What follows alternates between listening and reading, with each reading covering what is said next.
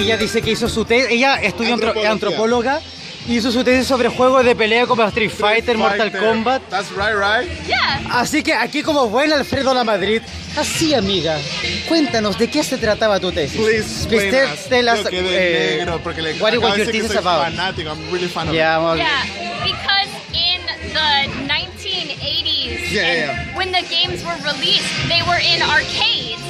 So everyone would play them in the arcades, but you want to beat your friends, and then tournaments started. You're the best in this arcade, you get 500 tokens, you know, it's like a week or month of free playtime. So everyone got really competitive. How to do the combos, what characters are best, which characters can beat other characters very easily. And that grew, and then you had, you know, like people in Philadelphia versus people in New York City versus people in LA, and then all of those people versus Japan. Whoa. And you know, from Street Fighter 2 to King of Fighters, Mortal Kombat. Wow. But then, so you think the emerging of the fighting games respond to cultural context, economic boom and more competitive context? Yeah, so a competitive context, but also, you know, you get to the 2000s and the internet comes up. So people start sharing their information online, and you have not only the small arcade communities, but the giant global international communities. You know, and I think in my case, my curiosity about China culture started was with Chun-Li. Yeah. Chun-Li. Chun-Li. Yes. In Chinese, it's Chun-Li. Chun-Li. It's because of her. Yeah. I love China. Right. Yeah, it's the little things that make you really like a mixture of culture on those games. Right, yeah, because Street Fighter, all those Capcom games started in Japan. So everyone's like, oh, I want to play these games against Japan because Japanese players play very differently than American players. Yeah. And people who play Street Fighter play very differently than people who play Mortal Kombat, who play Tekken.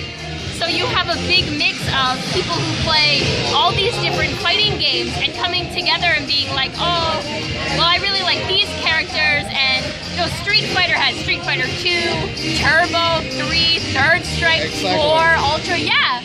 So the changes between all the different games, what characters you like, the emergence of like fan media and putting videos on the internet and then live streaming, like making these video blogs. Yeah, of course. Just of people playing these video games and like talking online about them. So just like the change on how not only these video games around the whole world, but you know, how it went from you and your friends playing at the arcade down the street to you going to a tournament at the next city over and playing against someone who's from France. Yeah, nice. Yeah. That dynamic. Yeah. So it was so cool to study. Yeah. But that's what I did. Yeah, awesome. Yeah. Wow, that's awesome. Congratulations. That's really, I don't know, surprising. Yeah, very surprising. Yeah, and also because we love fighting games, they made our childhood. Right, yeah. We grown up in that dynamic and all the costume of Chun-Li, Cinder, Sonya, Orchid. Make it like a subculture or something like that. Yeah, exactly. Yes. Lots of people play video games professionally, but the fighting game community is very special, you know, because it starts in those arcades, not like on computer games like Doom in the or arcades, of something. course. Yeah.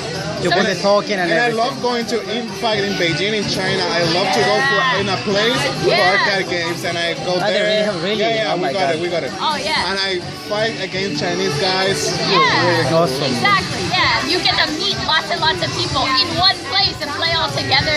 Yeah, it's awesome. Yeah, there's a big arcade. I can't believe it.